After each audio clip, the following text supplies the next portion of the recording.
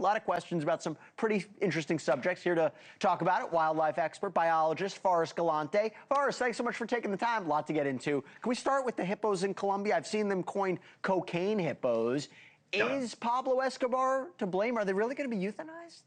100%, yeah. So interestingly enough, Pablo Escobar had a place called Hacienda Nápoles where he collected all kinds of exotic animals. And when he was gunned down, most of those animals were moved to zoos, but there were 4 hippos and only 4 hippos that remained.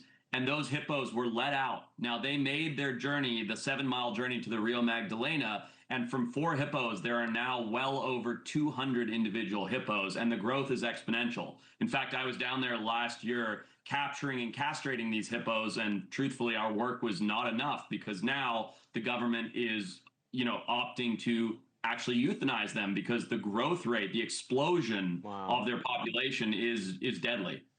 I mean, I could do a 10-minute segment with you on that, but there's just so many stories. Okay, so we'll put that to one to the side. Vaping squirrel, did it become addicted to nicotine, or I don't know, is there another explanation for this?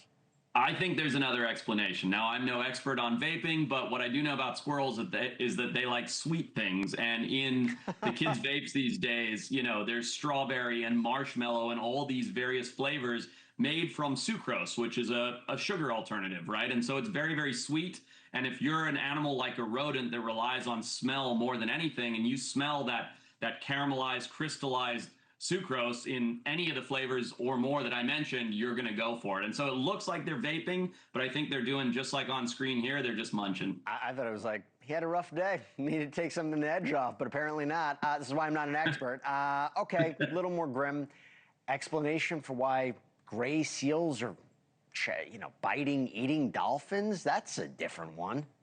This one's very interesting. So gray seals have likely shifted their diet, and the way that they've decided to do this shift is, it could be chalked up to a couple things. One could just be a change in food availability, but 2, and the more interesting one, is that male gray seals are actually known to kill their own offspring during a certain time of year to prolong the breeding season. Now, when they have killed their offspring in the past, they've actually eaten those offspring.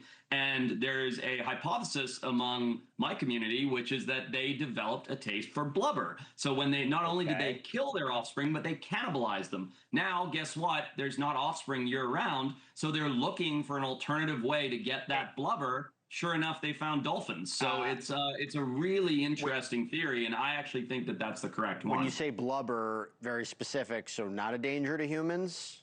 Well, unless you have a lot of blubber. No, I would say that they are not a danger to humans. Yeah. Real quick, the penguin's getting so much sleep. How's that even possible? And for people who need sleep, anything scientists can learn that might help us? We as humans do something occasionally called micro sleeps, and you might call it a dad nap, right? Where you fall asleep and pop back up, and honestly, all it does for us is hurt us. But what we've learned about chin straps recently is that they do something called micro naps, up to 10,000 of them per day, which is a lot of napping. So I honestly don't think that the way a bird sleeps can really help us in any way, shape, or form, but it's interesting. And the idea that you could just nod off for a millisecond and come back more energized. I mean, as you mentioned earlier, you do an 11 p.m. show. You could be napping right now for all I know. What do you think I do between the breaks? I'm like that. There you go. I'm like that. I'm like this. I'm really quick. Forrest Galante, great having you on. I want to have you back on a little happier stories next time. Sound good? Let's do it, Jesse. Thank you for watching. Subscribe below and download our NewsNation app right now on your phone, and you will get fact-based, unbiased news for all Americans.